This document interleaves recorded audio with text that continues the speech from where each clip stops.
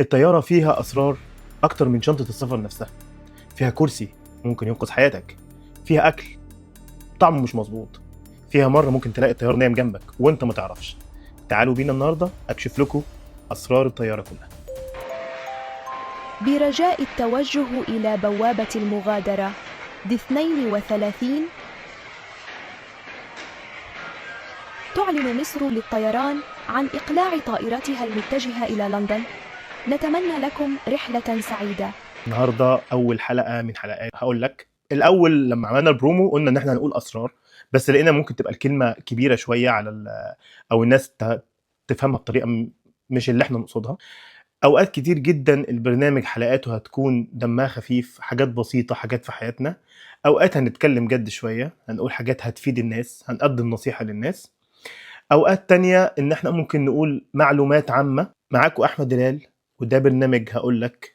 نبدأ اول حلقة. اول حاجة معانا كرسي الطيارة. ليه لازم يبقى مفروض؟ ليه دايما المضيفة واحنا في التيك اوف او في اللاندنج تقول لك افرد الكرسي، لو سمحت افرد الكرسي، وتخليك تبقى قاعد كده؟ انا مش في الجيش حضرتك. لا لا لا لا، هي كل اللي بتقوله لك ده لان الكرسي لو هو راجع لورا ده بيضايق حركه المضيفين. لو في اي مشكله حصلت انه يقدروا يتحركوا ما بين الكراسي بسرعه. الشخص اللي وراك لو انت مرجع الكرسي، هو لو حصل اي حاجه برضو ما بيقدرش يتصرف بسبب ان انت مرجع الكرسي عليه. فالموضوع كله بيبقى امان ليك، مش سر، مش هم بيضايقوك. فنبقى مؤدبين، ولازم على طول وقت التيك اوف واللاندنج نبقى قاعدين في الجيش. ليه بقى الطيارين بياكلوا اكل مختلف؟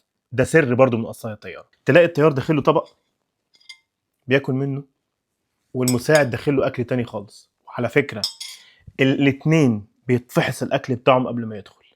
وده ليه سر، ان لو حصل حاله تسمم في الاكل باي شكل، ما يبقاش الاتنين اللي بيسوقوا الطياره يحصل لهم نفس المشكله. فبالتالي ده هيعمل مشكله طبعا للطياره وللركاب. فكر اني قلت لك بلاش. فلازم الاكل يتفحص كويس، ولازم ياكلوا اكل مختلف عن بعض، وده امان ليك وامان للطياره كلها. طبعا الناس اللي بتسافر كتير خصوصا رحلات طويله بيسالوا هو الطيار بينام فين؟ في خصوصا في الرحلات الطويله الطياره بيبقى فيها كابينه خاصه بالطيارين اللي على الطياره.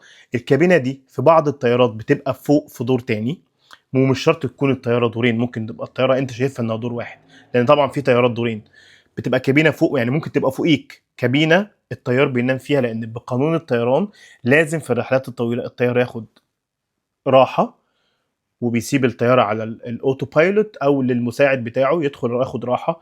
وفي بعض الطيارات اللي ما فيهاش الكابينه دي عادي جدا انك ممكن تلاقي الطيار قاعد نايم جنبك وانت ما تعرفش ان هو الطيار. مين اللي بيسوق؟ احنا كتير طبعا سالنا ان اكل الطياره ملوش طعم، وانه دايما بيبقى لا اما ملح زياده لا اما الناس بتحسه تاني ملح ناقص.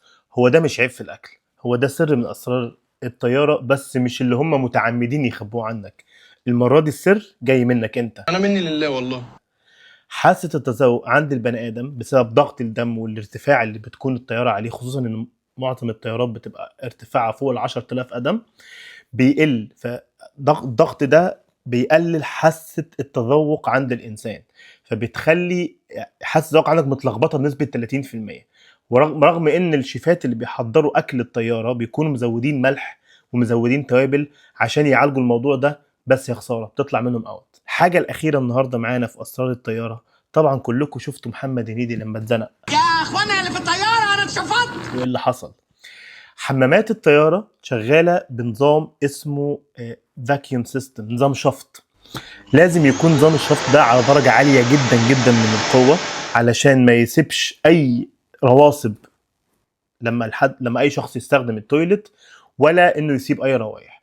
عشان كده بننصح اي حد بيدخل تويلت الطياره او لو معاه طفل ما يدخلش لوحده، ولو دخل ما يفكرش يدوس على الزرار اللي هو قايم، لا يحصل له زي ما حصل لهنيدي.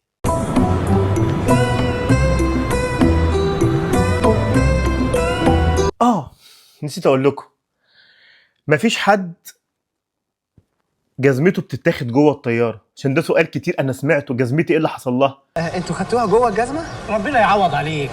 ايه ضاعت؟ هو اللي بيحصل في الطياره الضغط او القعده الكتير جوه الطياره بتخلي الرجل بالبلدي كده بتورم، فبتحس ان انت لما بتيجي تلبس جزمتك اللي طبعا كلنا بنقلعها اول ما بنركب الطياره، لان مش معقول هركب طياره 4-5 ساعات وافضل لابس الجزمه بتاعتي.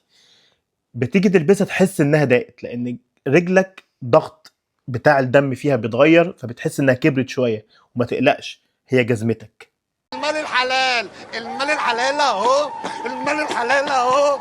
اللي شفناه النهارده وسمعناه عن الطياره طبعا هيخلينا كلنا نبص للطياره بشكل مختلف. طبعا الطياره فيها اسرار كتير جدا، من الاصوات اللي بنسمعها واحنا قاعدين والاضاءه اللي بتطفي واحنا نايمين. فاحنا ممكن نشوف الاسرار دي، تعملوا سيرش وتشوفوا عنها عشان تبقوا عارفين كل حاجه عن الطياره.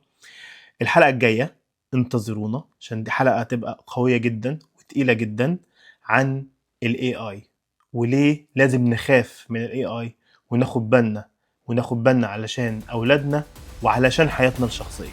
هقول لكم اسرار العالم تعمد انه يخبيها عنا، وتعمد اننا ما نعرفهاش حتى بالسيرش، ما تقدرش توصل لها الا بصعوبه كبيره جدا. انتظروني احمد هلال الحلقه الجايه في هقول لك.